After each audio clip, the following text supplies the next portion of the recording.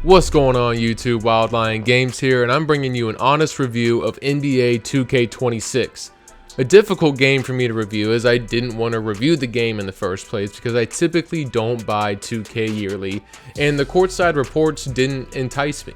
But I bought early access just so I could play the game and put a review out for you all to see and help you make better choices than I did. In this review, we'll go in depth with my career and MyGM, NBA eras, plus a little bit into the WNBA my career and WNBA franchise. Gameplay too, of course. So how does 2K26 stand up on its own, and how does it compare to last year's 2K25? Let's find out. I'm going to skip graphics and presentation for now and jump straight into gameplay, as this was the first courtside report, and it's also one of the most controversial topics from year to year in the 2K series. In previous 2Ks, the MyPlayer career mode has basically been a Ben Simmons simulator, a high draft prospect who can't shoot open short range jumpers.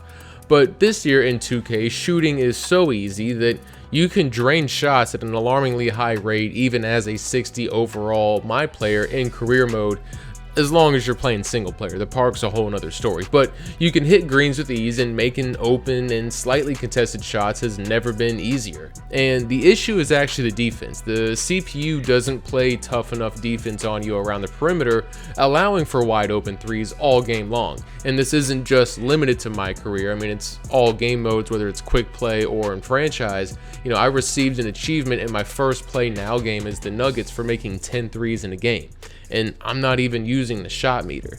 The game also doesn't penalize taking contested shots enough. Defenders closing in on the shooter don't appear to affect the shot as much as they should. And maybe this is an effect of, the greens always go in mechanic of this year's game, but shooting the ball is easier, and I believe part of it is that AI defense doesn't close out the perimeter, and I don't know if the game's really taking into account the contested shot, hands and face type of defense when it comes to the shot meter itself. The pick and roll game is easy to cheese against the CPU for wide open mid-range shots or easy assists. This year I've noticed a lot more drift on the player receiving the ball in the pick and roll or give and go type of plays, where they continue to move way outside of the intended play path. It's almost like the players aren't athletic enough to stop their momentum, and then they just keep moving in the direction that the ball was passed, taking themselves out of an open shot opportunity or screwing up the spacing on the floor, therefore screwing up the play. And the issue with your teammates not dribbling around picks you set for them in my career is still annoyingly present. But on the positives, I have noticed that the rate of double screens being set because your AI teammates don't realize you're already setting a screen has been reduced by, 80-90%. It still happens from time to time. It's like the CPU is determined it's only going to run a screen with itself, and even if you've already set a pick, it's going to sit there and wait until your teammate comes and stands next to you and sets the pick. But it's nowhere near as rampant of an issue as it was in 2K25. 2K bragged about, and I quote from their website here, "New machine learning technology in NBA 2K26 on Gen 9 offers more precise, lifelike movement, which is noticeable in the most fundamental elements of the game. Dynamic lower body pose matching adjusts the exact positioning of players' legs and feet on the fly to remove the skating seen in past games to ensure that players launch, plant, and cut realistically." But as you can clearly see here in this example with Aaron Gordon, his feet are skating across the court in order to make this dunk driving the lane. The skating didn't just disappear. It's still there, and it still happens very frequently. Multiple times throughout the game, you can see the skating and the drifting happen. The driving kick plays are clearly added into the game, like 2K stated in their courtside report, but the word intelligence may not apply here, as they tend to look for the driving kick play over the wide open scoring opportunity. Some positives I've noted is that the CPU utilizes screens a lot more in this year's game, and it is more difficult to navigate through these screens if you don't have high enough strength and agility ratings. The gameplay itself feels a bit faster and maybe a little bit smoother, but that could also just be like a placebo effect. I think anyone telling you that it's a big difference than 2K25 is just seeing the game through rose-colored lenses right now because it's brand new, but the two games feel very similar to each other. 2K26 a slight improvement over 25, but Overall, I think the game is solid. It doesn't blow me away, and it's better than serviceable, but I would love to see these pass receiving animations cleaned up some more, and I would love to see an increase in AI defense intelligence. And the dribble moves don't feel as snappy as they did in that, 2K, 14 to 2K18 era, but I think that's the trade-off for smoother and more realistic animations of the 2K24 and beyond. MyNBA, if you hear me talk about franchise mode, I'm talking about MyNBA, which is, the MyERAs, the MyGM, all that type of stuff. So before we dive into both modes separately, there's a couple of key differences between MyGM and MyERAs.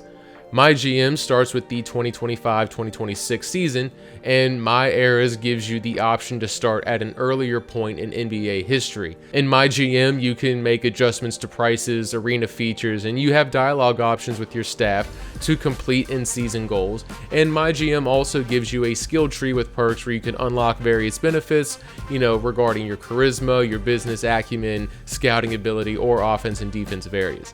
And that's pretty much it. That's kind of where the differences between the two modes stop. And I wouldn't mind seeing these features added into MyERAs in the future. And at this point, they should be, because not much has changed since 2K24. But let's start with MyGM. They talked about in their courtside report how the MyGM building would feel more energetic and alive as you have conversations around the office. And I don't know about you, but this looks identical to 2K25. I guess they did add this gym to the building, and you can actually go in and shoot around and show the players what they're doing wrong in practice, like George Costanza. Guys, hitting is not about muscle. It's simple physics.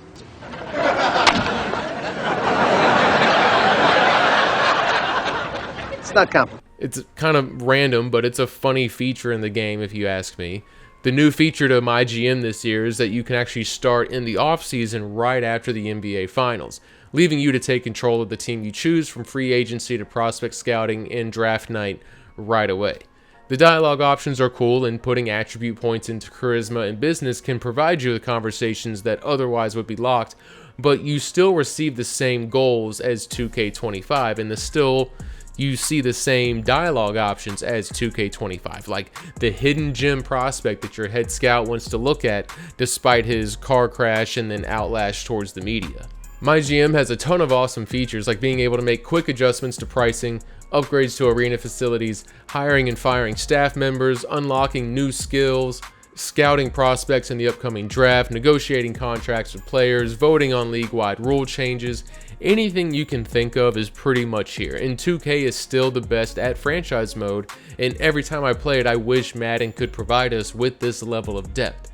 But unfortunately, MyGM, outside of the ability to start right after draft night, it hasn't really changed much, which is too bad, because I think 2K20 had a pretty solid GM mode, and I said this in last year's review, but they had a skill tree that made sense. You had to unlock the skills to change prices and improve your relationship with the trainer in order to make changes to this training schedule.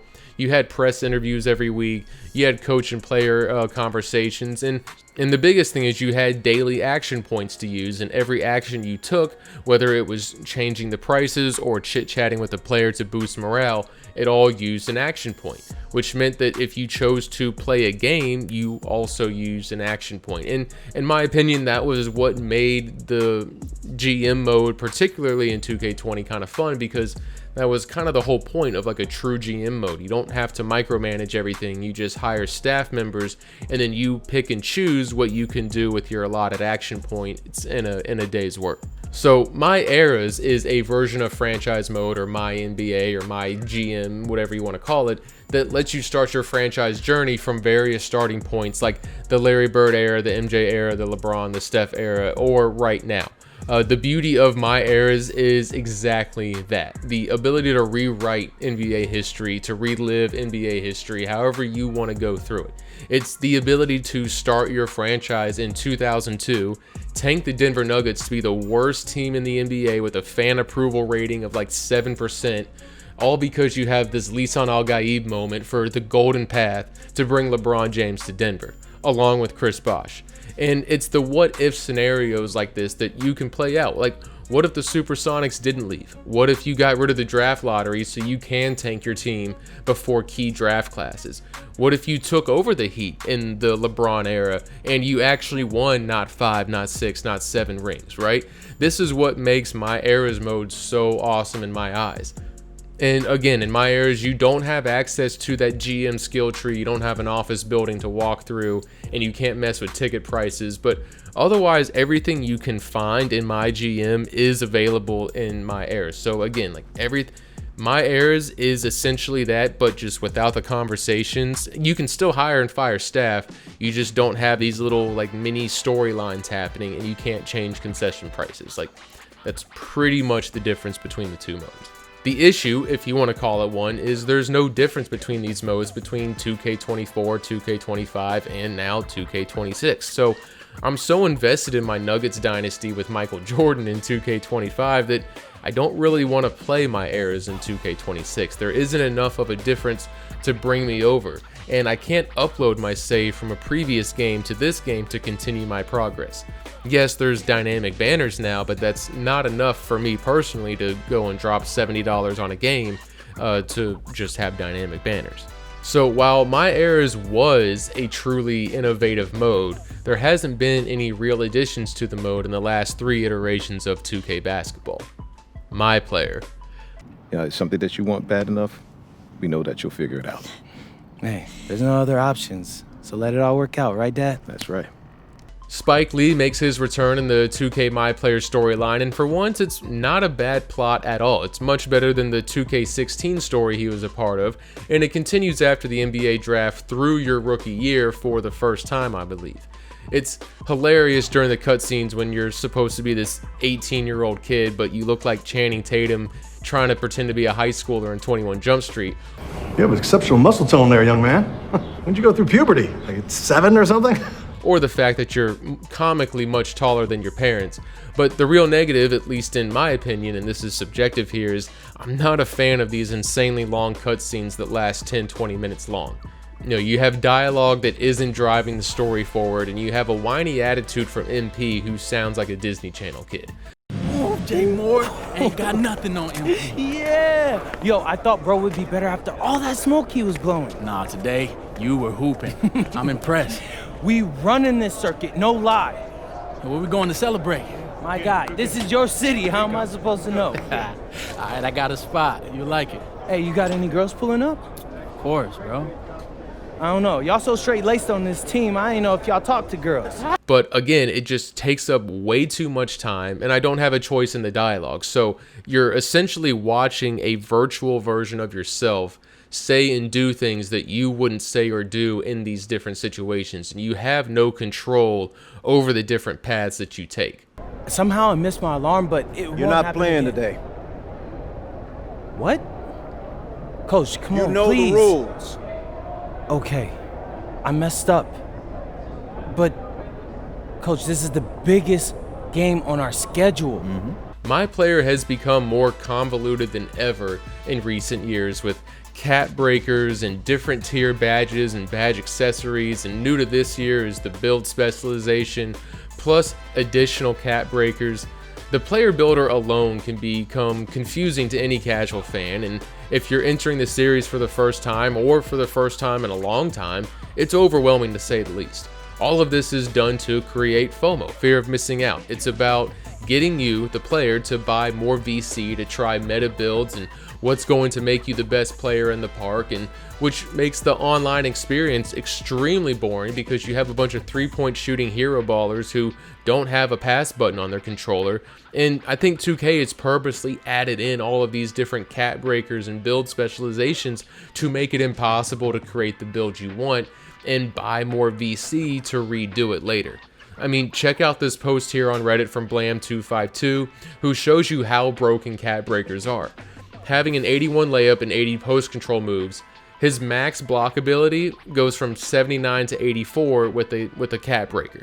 But when he switches that from an 80 layup to an 81 post control, one cap breaker can change his max block all the way to 96, which also changes it from a silver badge to a Hall of Fame badge. And badges are a whole nother thing. I mean, Try explaining to someone who maybe hasn't played 2K in like a decade or so.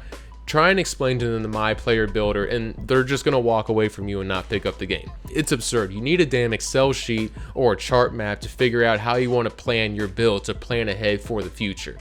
That's how you know they're just money hungry. I mean, when you play a proper RPG like a Skyrim or Dishonored or Fallout or Mass Effect, like, you have different skill branches you can follow that provide various perks and skill sets based on how you want to play the game.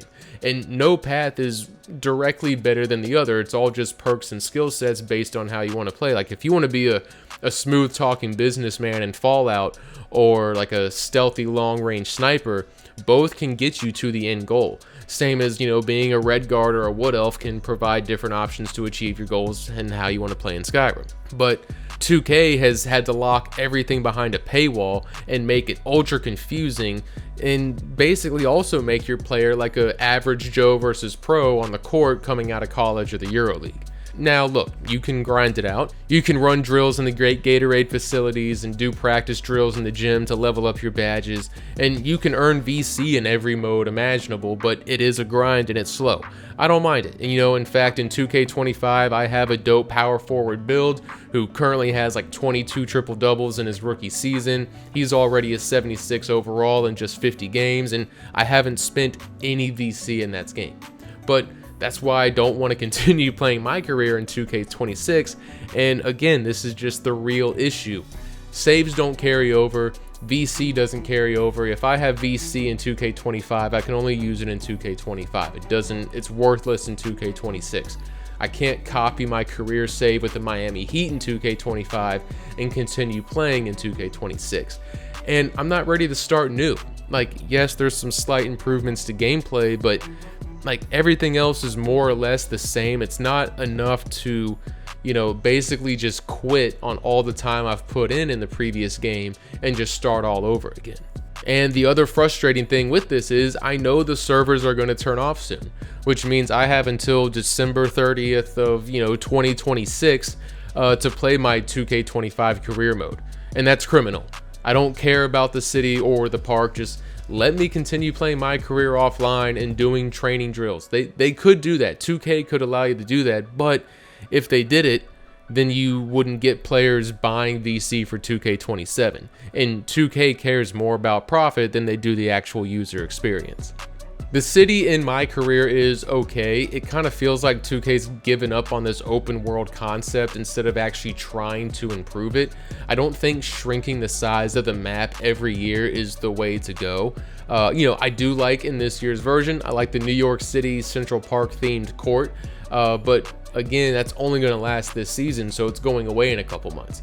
The city itself is uninspiring, and it's the same rinse and repeat as before, with long walks to clothing stores, and the only real change, like I said, is just making the map smaller and smaller and smaller. I think the real innovation is to try and do something like a true open world city, and maybe even make 2K a teen rated game and treat it like an open world game with choices and force the player to live the life of an NBA star, or just get rid of the city and go back to letting me buy shoes from the menu again. My career is fun. I love all the stat tracking, the GOAT moments, and seeing how you stack up versus others. You can see your rookie year progression versus how other NBA greats did their rookie years. It's awesome. But again, with all of this being available in 2K25 and me being so invested into that player, there's nothing here that is begging me to continue playing 2K26. And earlier I mentioned the WNBA career mode, which is also largely the same as last year, but in my opinion, I do think it's the better, more streamlined career mode. Like, you can actually join the league as a 75 or 85 overall player, depending on the background that you choose. It has all the same GOAT moments to track and badges to unlock and attributes to upgrade. The attributes and player abilities are a lot more straightforward. There's no storyline, there's no long cutscenes with cringy dialogue.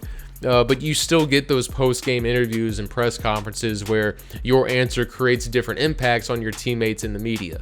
It's a good and simple career mode. You can actually make a direct impact on your team immediately. So I can go and get drafted by the Indiana Fever and play alongside of, Caitlin Clark and Sophie Cunningham and turn them into the WNBA's Golden State Warriors. It's low-key super fun that I can just hop in and drain threes right out the gate, answer some, interviews, and then move on to the next game.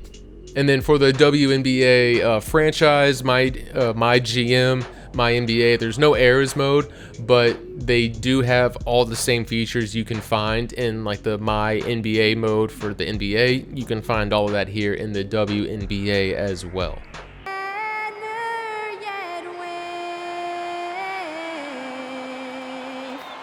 So last is graphics and presentation. Last instead of first, how we usually do it, but I figure we should talk about the important stuff first. And again, not much different than 2K25 in either department. 2K is still the best at presentation with fun cutscenes between timeouts and mascots running around. You got the dance cam, the cheerleaders, you got fans attempting a $10,000 half-court shot.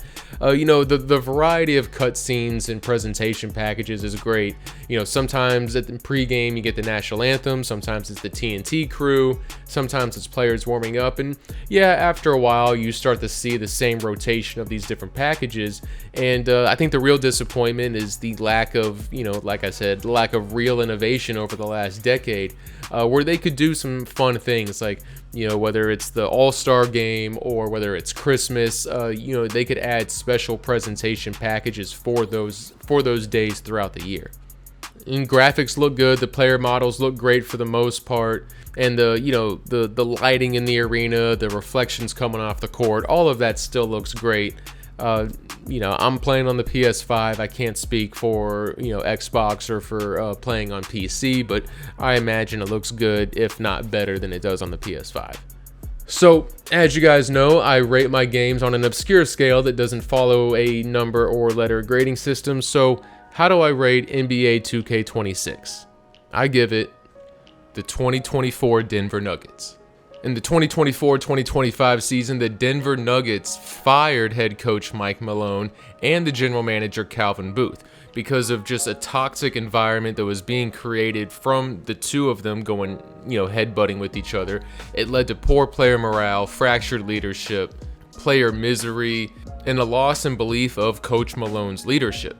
The Nuggets have one of the best NBA players of all time on their roster, one ring to show for it, with Father Time slowly ticking away at their opportunities to win more. And despite their talented roster, things weren't looking good in the 2024-25 season to win a second ring.